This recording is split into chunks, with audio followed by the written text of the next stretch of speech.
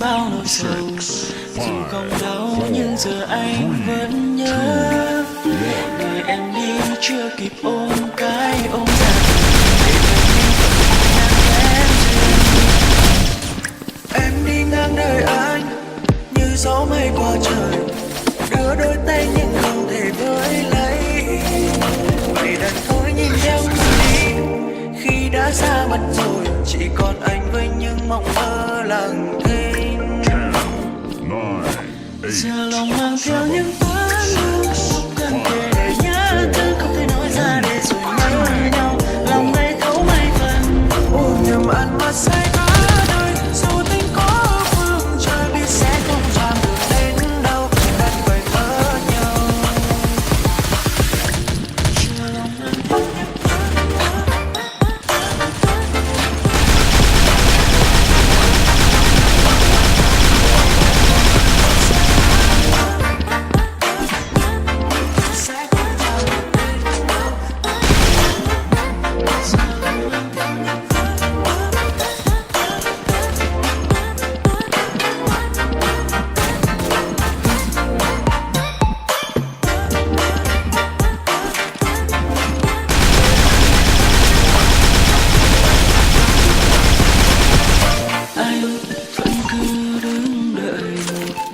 dù rằng sẽ chẳng thể đến gần, bởi vì em mong manh lãng tựa nhanh hồng đợi vòng tay, nhưng tại sao lỡ duyên.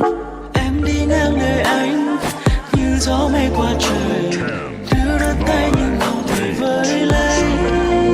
Vậy nên thôi nhìn theo người đi, khi đã xa mất rồi chỉ còn anh với những mộng mơ lặng thinh. Giờ lòng mang theo những vấn vương, lúc thân kề đầy nhớ thương, không thể nói ra để rồi nhớ nhau. Lòng này thấu mấy phần ôm nhầm anh mà say cả đời. Dù tình có phương trời biết sẽ không chẳng được đến đâu, em phải mất nhau. Giờ lòng mang theo những vấn vương, lúc thân kề đầy nhớ thương, không thể nói ra để rồi nhớ nhau.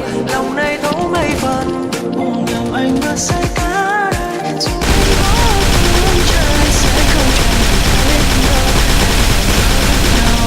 Giờ lòng mang theo những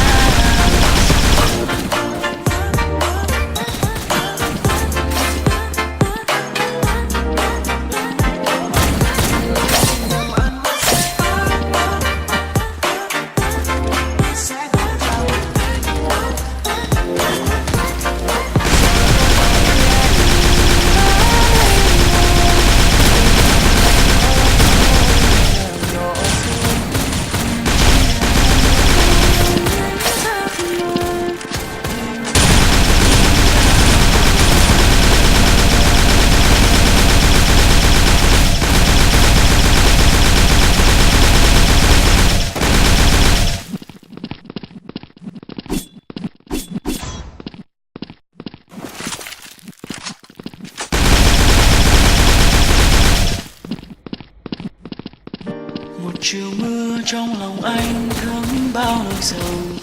Dù không đau nhưng giờ anh vẫn nhớ. Người em đi chưa kịp ôm cái ôm ra từ lệ nắng vẫn hồng nhan kém duyên.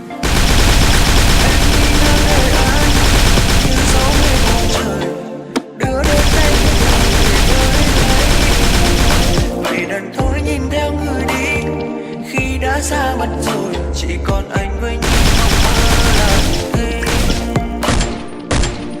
Giờ lòng mang theo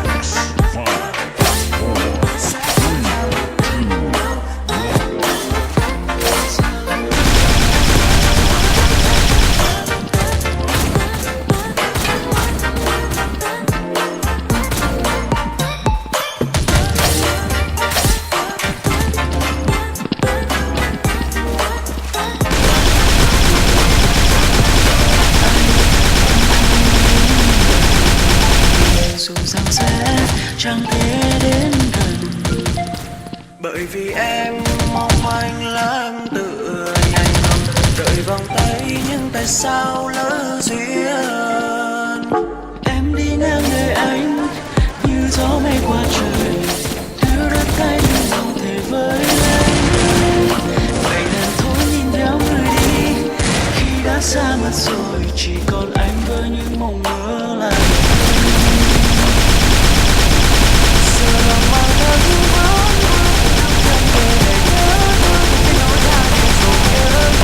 lòng này thấu mây phần nhưng anh vẫn sẽ cả đời dù tình có phương trời sẽ không tranh được đến đâu đành phải mất nhau. Giờ lòng mang theo những vốn vương lúc gần kề đầy nhớ thương không thể nói ra để rồi nhớ nhau. Lòng này thấu mây phần anh vẫn sẽ cả đời dù tình có phương trời sẽ không tranh được đến đâu đành phải mất nhau. Giờ lòng mang theo những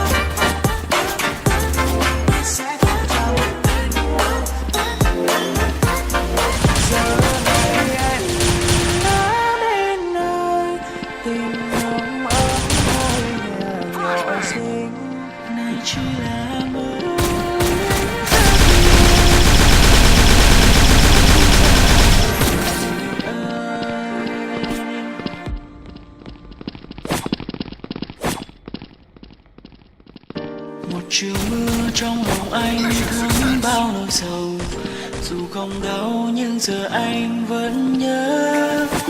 Ngày em đi chưa kịp ôm cái ôm ra từ lệ ngân mi phận hồng nhan kém duyên. Em đi ngang đời anh như gió mây qua trời, đưa đôi tay nhưng không thể với lấy. Vậy đành thôi mình đang đi khi đã xa mặt rồi.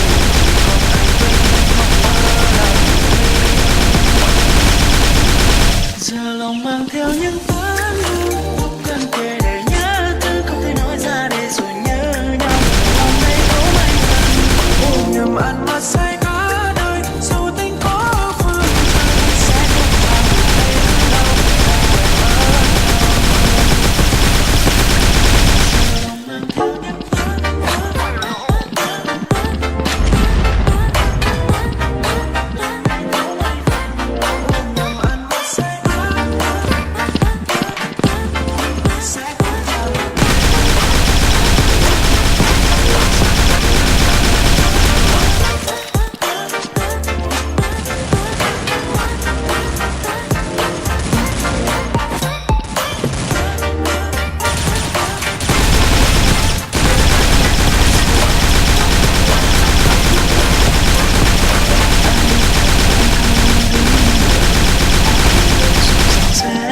chẳng thể đến gần.